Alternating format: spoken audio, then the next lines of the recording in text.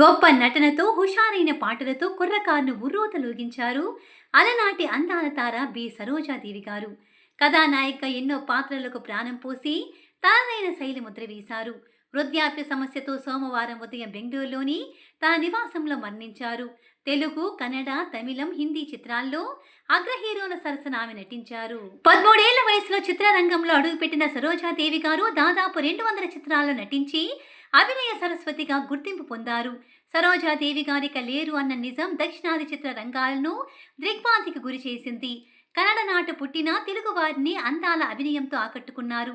నాటి మేటి నటుల చిత్రాల్లో సరోజాదేవి గారి అందం, చిందులు వేసిన తీరు మరువరానిది. చిలక పలుకులు వల్లిస్తూ, నవ్వులు చిందిస్తూ, చూపులను ఇట్టే ఆకట్టుకునే రూపంతో తెలుగు చిత్రసీమలో తనదైన బాణి పలికించారు. కన్నడ సీమలో పుట్టిన సరోజాదేవి గారు తెలుగు పదాలు పట్టి పలికేవారు. అయినా అది ఆమె బాణీగా బాసిల్లింది. ఆ ముద్దు మోములో పలికే తెలుగు పలుకు మరింత ముద్దుగా ఉండేదని ఆనాటి అభిమానులు ఈనాటికి గుర్తు చేసుకుంటారు. సరోజాదేవి గారు ఆమె కన్నవారికి 4వ సంతానం. ఆమె తండ్రి బైరయ్య పోలీస్ డిపార్ట్మెంట్లో పనిచేసేవారు. నలుగురిని పోషించే స్తోమత లేదని బైరయ్య తండ్రి సరోజాదేవిని వేరే వారికి దత్తత ఇవ్వాలని చూశారు. అయితే బైరయ్య మాత్రం తన కూతుర్ని తానే పోషిస్తానని చిన్నతనంలోనే డాన్స్ నేర్పించారు. అదే సరోజాదేవి గారిని చిత్రసీమ వైపు ఆకర్షించేలా చేసింది. అందాల తారగా అభిమానుల మదిని దోచుకున్న బి. సరోజాదేవి గారు హొన్నప్ప భాగవతార్ నటించి రూపొందించిన మహాకవి కాళిదాస్ అనే కన్నడ చిత్రంతో తెరకు పరిచయమయ్యారు. వరుసగా కొన్ని కన్నడ చిత్రాల్లో నటించిన తరువాత ఓ తమిళ సినిమాలోనూ సరోజా గారి అందం మురిపించింది. ఆ తరువాత ఎన్టీఆర్ గారి తన సొంత చిత్రం పాండురంగ మహత్యంతో తెలుగు తెరకు సరోజాదేవి గారిని పరిచయం చేశారు. పాండురంగ మహత్యం సమయంలో భూ కైలాస్లో పార్వతీదేవిగా నటించారు సరోజాదేవి గారు. ఆ తరువాత ఏఎన్ఆర్ గారి పెళ్లి సందడిలో ఓ పాత్ర పోషించారు.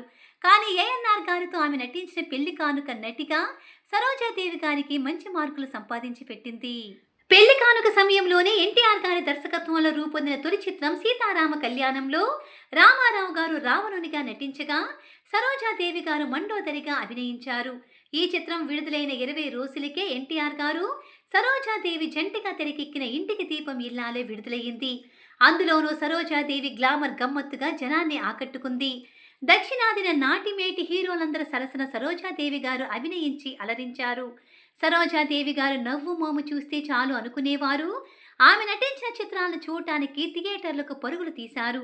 ఏఎన్ఆర్ గారితో సరోజాదేవి గారు నటించిన చిత్రాలు జనాన్ని విశేషంగా అలరించాయి. వారిద్దరిపై ఆత్మబలం చిత్రం కోసం చిత్రీకరించిన వానపాట అప్పట్లో కుర్రకారుని కిర్రెక్కించింది. ఆ పాట ఈనాటికి అభిమానులు మురిపిస్తూనే ఉండటం విశేషం.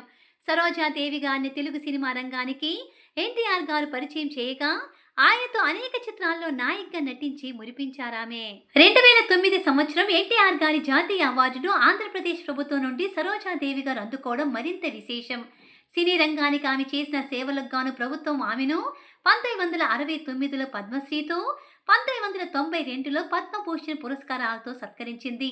నాటి అందాల అభినేత్రి సరోజాదేవి గారి కీర్తి కిరీటంలో ఎన్నెన్నో మేలిమి రత్నాలు. అవి నేటికి విరజిల్లుతూనే ఉన్నాయి.